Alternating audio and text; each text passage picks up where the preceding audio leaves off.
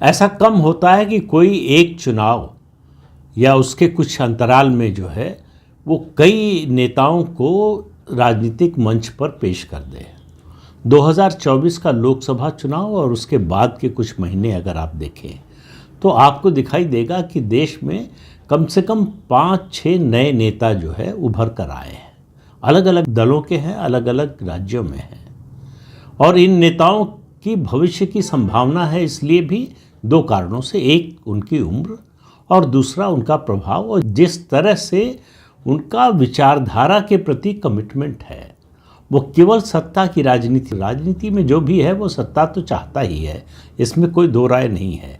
लेकिन एक बात होती है सत्ता के लिए कुछ भी करने को तैयार हो, और एक है कि विचारधारा के साथ चलकर सत्ता प्राप्त करना चाहते हो। तो इन नेताओं को मैं ये दूसरी श्रेणी में रखता हूँ। हालांकि ज़रूरी नहीं है कि लंबे समय तक इसी तरह से बने रहें, भविष्य कोई जानता नहीं है। लेकिन जब हम बात कर रहे हैं तो हम आज की परिस्थिति के आधार पर ही बात कर सकते हैं। इस कड़ी में मैं पहला नाम लूँगा आंध्र प्रदेश के नेता, जनसेना पार्टी के नेता पवन कल्याण का। पवन कल्याण राजनीति में कोई नए नहीं है। 2014 में राजनीति में उनका प्रवेश हुआ था। उससे पहले उनके भाई भी राजनीति में आ चुके हैं, चिरंजीवी, आपको नाम मालूम होगा। वो तेलुगु फिल्मों के बड़े लोकप्रिय अभिनेता हैं। उन्होंने पार्टी बनाई अपनी, लेकिन चुनाव हार गए, बुरी तरह से हारे चुनाव, तो उन्होंने अपनी पार्टी का विलय कांग्रेस पार्टी में कर दिया था और वो खुद भी जो है राजनीति के समंदर में विलीन हो गए। उनकी कोई राजनीतिक पहचान बन नहीं पाई। इसी तरह से पवन कल्याण भी 2019 का, चूँकि आंध्र प्रदेश में लोकसभा विधानसभा चुनाव साथ साथ होते हैं, तो 2019 में वो चुनाव लड़े लेफ्ट पार्टीज़ के साथ अलायंस में।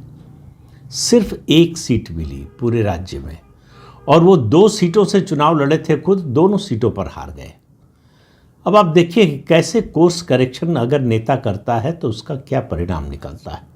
पवन कल्याण को ये समझ में आ गया कि जो जन भावना है वो उसके विपरीत जाकर उन्होंने गठबंधन किया और चुनाव लड़े। तो उन्होंने कोर्स करेक्शन किया, उन्होंने लेफ्ट पार्टीज़ का साथ छोड़ दिया और 2024 के चुनाव के लिए उन्होंने गठबंधन किया टीडीपी और बीजेपी के साथ।